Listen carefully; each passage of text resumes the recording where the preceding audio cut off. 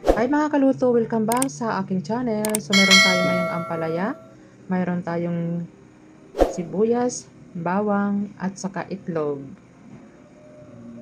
Yan yung ating itlog at saka yung ating mantika. So ayan, uumpisahan na natin. Ngayon na magpapainit tayo ng ating mantika ngayon.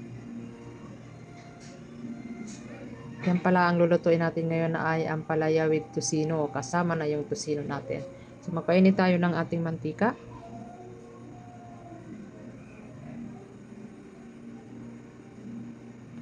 Lagay natin yung ating bawang.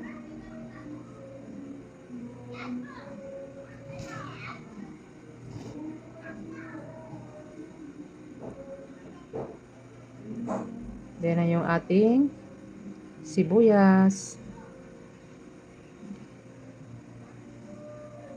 Ngayong magluluto tayo ng kakaibang combo tocino with ampalaya. Nako, better. So ayan, lagay na natin yung ating ampalaya. Matamis at mapait. Parang love life natin minsan. Love life. Pero seryoso, try natin kung bagay ba talaga itong dalawang ulam na to. Ayan, nilagyan na natin yung ating oyster sauce. Pero optional lang din yan kung gusto nyo nang lagyan ng ampalaya nyo ng oyster sauce. Pero itry nyo kasi mas masarap yun. Masarap talaga yung may oyster sauce ng ampalaya.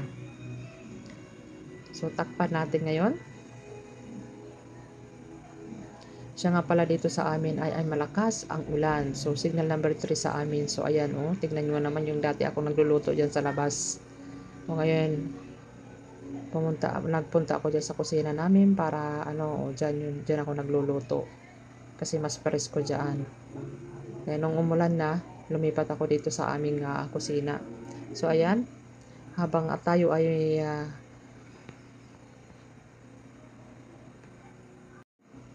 susunod natin, ilagay natin ang tocino. Hintayin natin maluto at mag-caramelize lang konti. Mag-caramelize ng konti daw.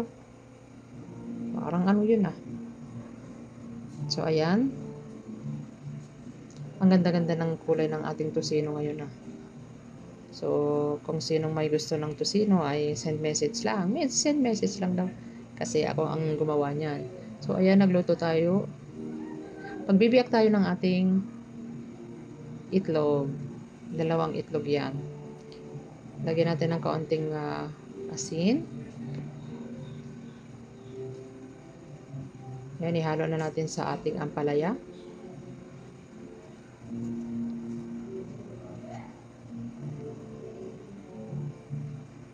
Lagyan natin ng magic sarap para malinamnam.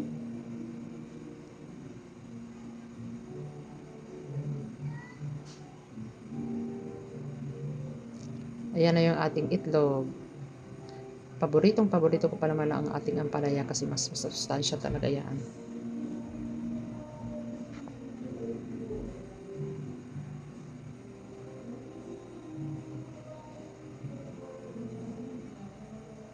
So luto na ang ating ampalaya. Ready to eat na.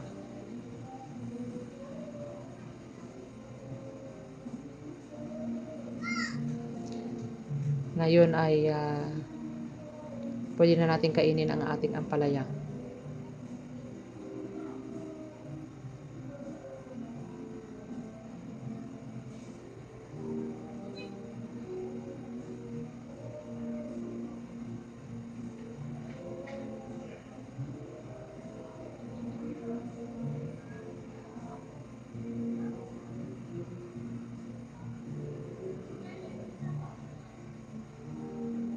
Ngayon, ang gagawin natin naman ang ating tocino. So, ayan. Wow, grabe. Nakaka-blend pala yung tamis ng tocino.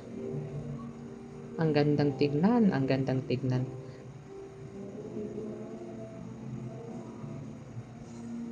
Mapapa-underize talaga ako dito sa sarap na to. Bagay talaga yung ampalaya with tocino pala. Lalo pat ay bumabagyo sa amin. So, ang sarap kumain.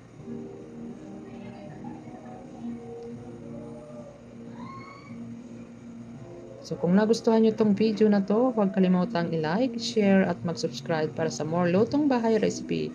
Comment nyo rin kung anong kakaibang combo ang gusto ninyong subukan natin next. Maraming salamat sa panonood. Kita-kits sa susunod na luto.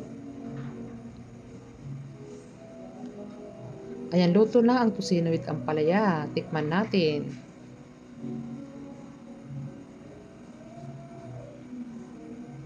Oh, anong nangyari sa akin? Ay, gusto kong magkamay kasi nga hindi ako sanay kumain ng nakakutsara. Lalo pat ay ganito ang ulam natin.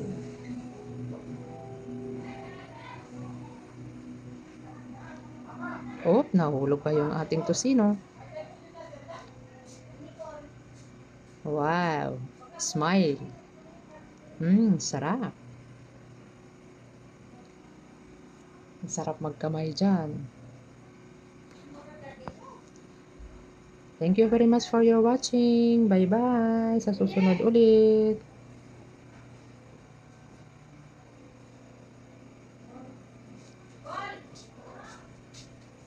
Salamat po sa inyong panonood.